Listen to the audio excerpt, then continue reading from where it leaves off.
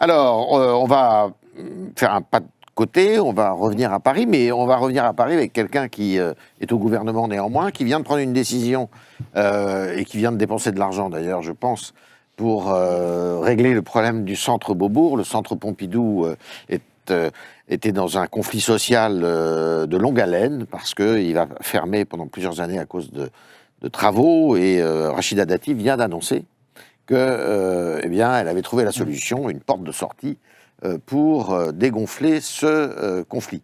Alors, Rachida Dati, regardez ce qu'on en pense. Vous savez, à Paris, le candidat officiel du pouvoir n'a jamais eu beaucoup de chance. Donc, nommé par le président de la République pour venir conquérir Paris, en général, ça vous fait partir plutôt avec des semelles de plomb. Je pense qu'il y a un temps pour tout. Il me semble qu'elle est nommée ministre de la Culture. Elle devrait plutôt s'intéresser à la culture. Voilà, alors Jean-Daniel Lévy, Anne Hidalgo, c'est vrai qu'elle connaît bien la ville de Paris, elle a été réélue. Vous pensez qu'elle peut se représenter une troisième fois ? Déjà, on aurait été surpris d'avoir un propos différent de la part d'Anne Hidalgo. Ça, c'est sûr. Et qu'elle nous dise qu'elle avait peur ou qu'elle craignait l'arrivée de Rachida Dati. Bon, on peut rappeler que, proche du pouvoir, Jacques Chirac a quand même été, je crois, proche du pouvoir en son temps et quand même conquis Paris, voire été et Premier ministre et maire de Paris, absolument, à l'époque. Je pense que personne ne sait si Anne Hidalgo a l'intention de se représenter à nouveau une troisième fois. On avait cru comprendre que c'était son dernier mandat. Visiblement, elle commence à laisser entrevoir qu'elle souhaiterait envisager d'être à nouveau candidate à Paris. C'est un mystère pour personne, et on le voit dans toutes les enquêtes, et l'élection présidentielle en a pour partie été une des illustrations. C'est pas la mère préférée de la part des Parisiens, et il y a un jugement qui est un jugement assez sévère, même parfois très sévère, à l'égard d'Anne Hidalgo. Et Rachida Dati, alors et Rachida Dati, on a vu la percée qu'elle avait réalisée au cours des dernières élections municipales. On a vu que ça a été la seule maire à pouvoir être réélue dès le premier tour dans la mairie du 7e arrondissement. Absolument, dans le 7e arrondissement, et avec un score qui était plutôt prometteur dans un contexte qui n'était pas forcément le plus évident à l'époque.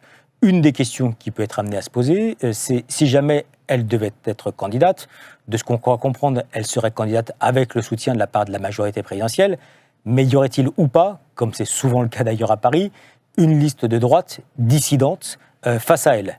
C'est pas forcément un problème en soi dans le cadre du deuxième tour, mais ça peut être un problème de premier tour.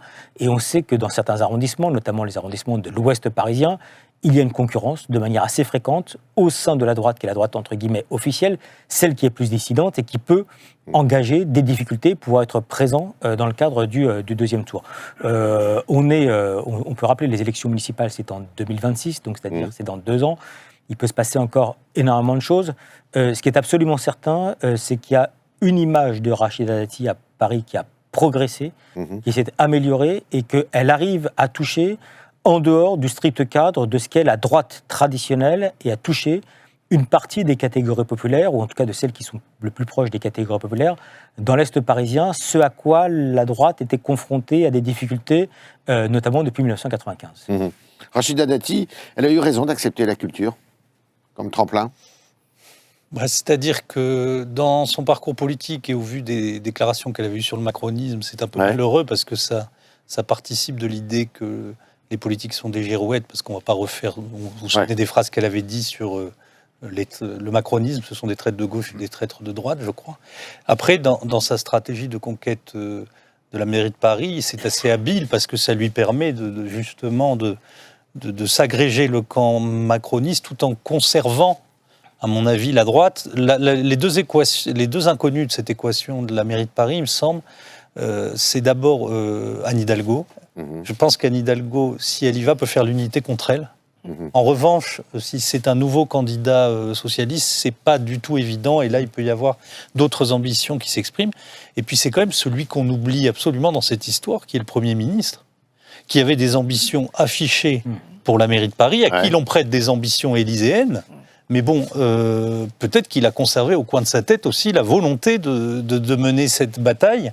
Et aujourd'hui, personne ne sait ce que pense Gabriel Attal de la mairie de Paris, puisqu'apparemment, c'est pas lui qui a choisi Rachida Dati. Et quand il y aurait eu cette conversation ou ce deal entre le président de la République et la nouvelle ministre de la Culture, il en était absent aussi. Donc voilà, comme l'a dit Jean-Daniel Dévy, en 2 ans, il peut se passer beaucoup de choses, mais si les élections municipales avaient lieu dans 3 mois, Rachida Dati est en meilleure position aujourd'hui qu'avant sa nomination, ça c'est évident. Ouais. Alors Rachida Dati, c'est une figure à part dans la politique française, y compris dans le paysage de la droite. En tout cas, par sa personnalité. Moi, c'est pas la ministre que je connais le mieux, hein, mais sa personnalité détonne. Et d'ailleurs, c'est pour ça que sa nomination a fait tel poids polémique. Ça gêne, ça dérange. Vincent disait quelque chose d'intéressant sur le fait que pour remporter Paris, il faudrait qu'il y ait l'unanimité contre Anne Hidalgo et les autres. Et je pense que sur le fond, il y a quand même un élément qui pourrait aider Rachida Dati et qui ferait l'unanimité contre Anne Hidalgo, c'est la manière dont Paris est géré. Et ça, elle s'en est souvent exprimée, et elle s'est souvent exprimée là-dessus, Rachida Dati, c'est sur l'endettement de Paris. Ça, c'est un élément de 8 milliards de dettes qu'elle pourrait avoir dans sa besace. Alors, la dette, elle était de 4 milliards et quelques. À la fin de l'année. À la fin de l'année, quand Anne Hidalgo a récupéré la ville. Elle serait de plus de 8 milliards à la fin de cette année. C'est dans l'esprit de tout le monde. La dette aujourd'hui, c'est les impôts de demain. Et ça ferait l'unanimité contre Anne Hidalgo. Pour rembourser la dette de Paris, maintenant, il faut 15 ans. C'est au-dessus du seuil d'alerte, c'est au-dessus de ce qui est toléré. Ah oui. On est parti sur 15 ans. Alors après, l'exécutif municipal, il assume cet endettement. Il dit c'est pour créer des crèches, c'est pour créer des logements sociaux. On était très en retard. Paris avait besoin d'investir là-dessus. Bon, Rachida Dati, elle a toujours crié sur cette politique. Bon... Tout ce dont se souviennent les Parisiens aujourd'hui, c'est qu'ils ont une taxe foncière qui a augmenté de plus de 60% l'année dernière, que tout ça, c'est pas acceptable, que l'attractivité de la ville, à la fois pour les familles et pour les entreprises, c'est une catastrophe. Voilà, on a beaucoup parlé ensemble, les familles qui quittent la ville. À faveur de la crise sanitaire, Et encore maintenant. Et encore maintenant. Voilà. Et même, je dirais, on les attendait sur l'agriculture urbaine. Un domaine que j'ai suivi aussi, mais c'est la grosse déception. Ça se transforme même au pied des arbres par des friches, des rats. On préfère parler aux rats qu'aux pauvres. Enfin, mais c'est complètement abracadabrant et ubuesque, kafkaïen. Et je pense que Rachida Dati, si elle s'engageait dans le combat de la mairie de Paris, au moins elle aurait les pieds sur terre. Elle sait d'où elle vient, elle sait ce qu'il faudrait faire pour les Parisiens. Et avant même d'être nommée ministre, son discours que je suivais au Conseil de Paris, c'est vrai, elle a torpillé Anne Hidalgo sur son endettement et sur sa très mauvaise gestion.